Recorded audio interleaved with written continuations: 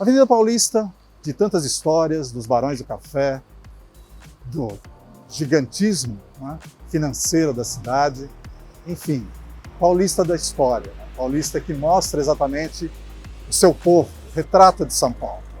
Nós teremos hoje informações com a nossa historiadora e guia, Nadiana, que vai nos contar detalhes dessa história, pontos curiosos que passaram pela Avenida Paulista, né? Desde os movimentos populares que acontecem até hoje, né?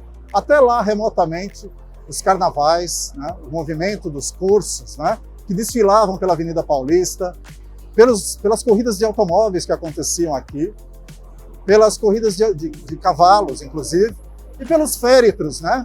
Pelos sepultamentos que aconteciam ao longo da Avenida Paulista em direção à Rua da Consolação e ao Cemitério da Consolação. Vejam que nós temos muito assunto para falar hoje e mostrar uma outra performance da nossa cidade de São Paulo.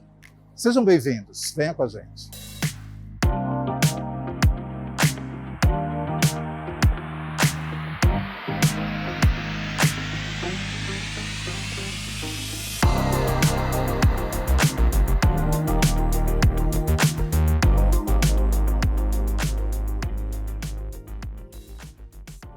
Olá pessoal, meu nome é Nadiana, sou historiadora e guia de turismo aqui na cidade de São Paulo e eu trago vocês aqui para conhecer o Parque Tenente Siqueira Campos, mais conhecido por nós como Parque Trianon.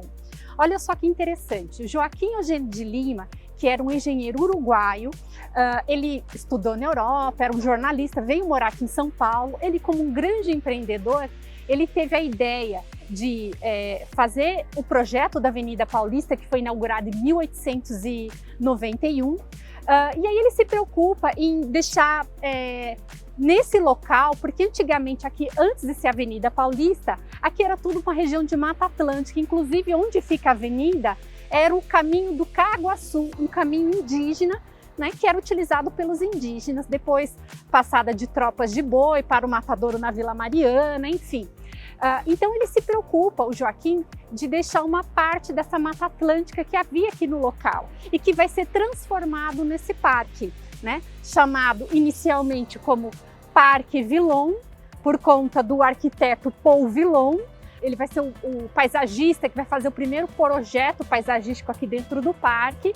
Depois, na década de 30, por conta da revolta tenentista, o parque vai ser chamado Parque Tenente Siqueira Campos, em homenagem ao Antônio Siqueira Campos, que participou da revolta tenentista aí na década de 30. Eu gostaria de mostrar para vocês, aqui à minha direita, bem na entrada do parque, nós temos aí o engenheiro Joaquim Eugênio de Lima, que é aí o empreendedor, o cabeça para construir essa avenida, inspirado nas grandes avenidas europeias. Até então, São Paulo se concentrava no que a gente chama de Centro Antigo, onde tem ali Pátio do Colégio, Praça da Sé, e aqui era um local novo, né? um grande novo empreendimento, fazer uma artéria na cidade, uma avenida larga. Foi a primeira avenida pavimentada e que recebeu iluminação. Tá? Então, aqui a gente tem esse busto em bronze, aí fazendo uma homenagem a esse engenheiro que fez o projeto da avenida. Foi uma condição da prefeitura para quando se construísse o edifício do MASP, que não se tampasse a vista que se tinha do antigo centro da cidade. Por isso que o edifício ele tem esse vão livre. Então, antigamente, lá no fundo, nós dava para ver daqui, né, toda a região da Praça da Sé, Pátio do Colégio, tudo que a gente chama de centro antigo. Hoje já não conseguimos mais enxergar por conta dos edifícios, mas nós podemos ver também essa questão da avenida, né, tá numa posição bem alta. Lá embaixo a gente tem a Avenida 9 de Julho e aí nós temos o edifício do MASP. Inicialmente o MASP ele foi criado, né, ele foi idealizado pelo empresário chamado Assis Chateaubriand, ele que era dono, né, de um conglomerado das comunicações aqui no Brasil, o pioneiro no rádio, na TV, enfim.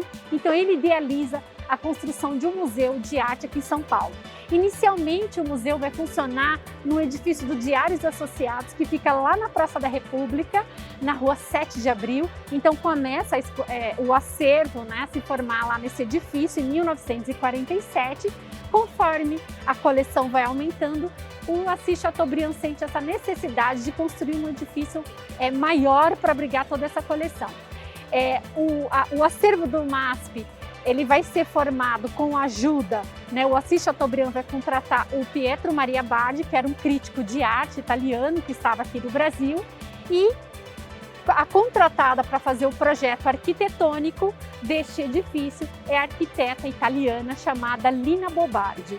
A Lina Bobardi, ela é uma arquiteta modernista, né? Então a arquitetura que a gente observa aqui é a arquitetura moderna, bem diferente do que tinha construído anteriormente, e um desses traços é esse vão livre de 74 metros. O edifício ele é construído no concreto protendido. Então, o que acontece? Ali a gente vê 4 colunas que na arquitetura chamam de pilotis. Então, essas colunas são barras de ferro e concreto que saem do solo, sobe e pega essa caixa de vidro lá em cima. Aqui, 2 andares e no subsolo mais 2 andares, tá? Então, tem aí esse vão livre.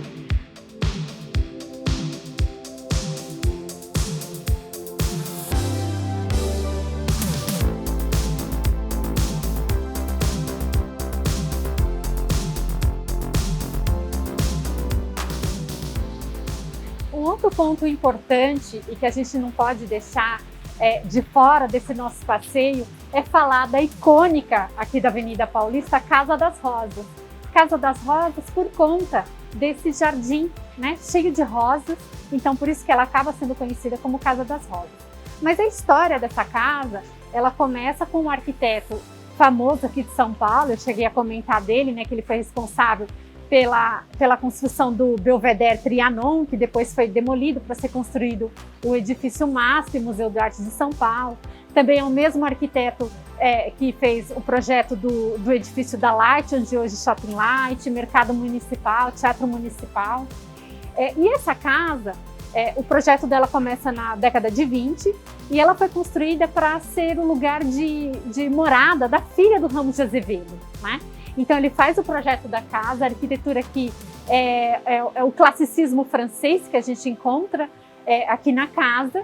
Então nessa casa ela possui aproximadamente 38 cômodos, né, uma casa bem grande. Nessa casa viveu um casal, mais um filho, né, que era filha do Ramos de Azevedo, ela teve uma filha.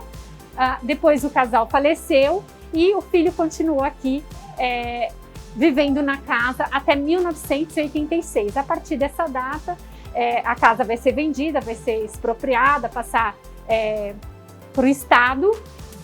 E aí, em 2004, a gente tem a abertura aqui do espaço como museu, né, espaço cultural e literário Haroldo de Campos, aí, em homenagem a esse grande poeta do concretismo.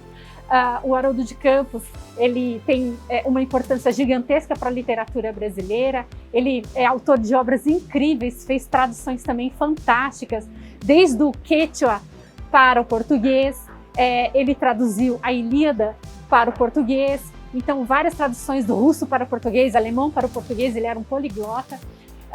E quando ele faleceu, a biblioteca dele possuía aproximadamente 35 mil obras.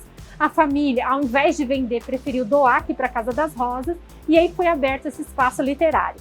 Então hoje esse museu, esse espaço cultural, ele abriga tanto essas obras literárias do Haroldo de Campos, como também um espaço de cultura. Acontecem aqui workshops, palestras, recitais de poesia, cinema, enfim, uma diversidade de eventos culturais. Então, alguns detalhes da casa que é interessante mostrar para vocês, por exemplo, é a questão das ferragens, tudo em ferro aqui, tudo muito resistente. Por quê? Se a gente pensar anos 20, anos 30, acontece várias revoltas aqui em São Paulo. Então eu comentei com vocês a revolta tenentista de 1924, depois a gente tem a de 30, tem a Revolução de 32, então a cidade era bombardeada. Então aqui era tudo reforçado, tanto as janelas quanto esse gradil aqui da porta, tudo muito reforçado, para se caso a casa fosse bombardeada, ela resistisse e protegesse aí seus donos. Vale ressaltar também que nessa casa gigante, né, que eu comentei de 38 cômodos e que vivia somente um casal e um filho, então, portanto, 3 pessoas, havia vários empregados, aí aproximadamente 16 empregados que falavam francês. A gente tem que lembrar que a cultura brasileira, antes da Segunda Guerra, a nossa cultura ela era muito orientada e voltada para a cultura europeia, principalmente a francesa. E nesse período, década de 20, a gente vivia a Belle Époque, né? Então, o Brasil queria seguir os costumes franceses, na vestimenta, na maneira de se vestir. Era de bom tom as mocinhas da elite falar francês, tocar piano, né? Nas escolas, a segunda língua não era o inglês, era o francês, aprendia latim, francês. Então, tudo isso vai mudar a partir da Segunda Guerra Mundial, que aí passa a ser orientado pela cultura norte-americana. Então, esses empregados eles tinham que falar francês. A casa ela tem 4 pavimentos, não dá para perceber. Então, é um sótão, essa parte terra, o andar de cima e o sótão. Desculpa, embaixo é o subsolo, a parte térrea, né? O primeiro andar e o sótão. Só que quando a gente olha a arquitetura da casa pelo lado de fora, você acha que ela tem só 3 pavimentos. Na verdade, não são 4. Por quê?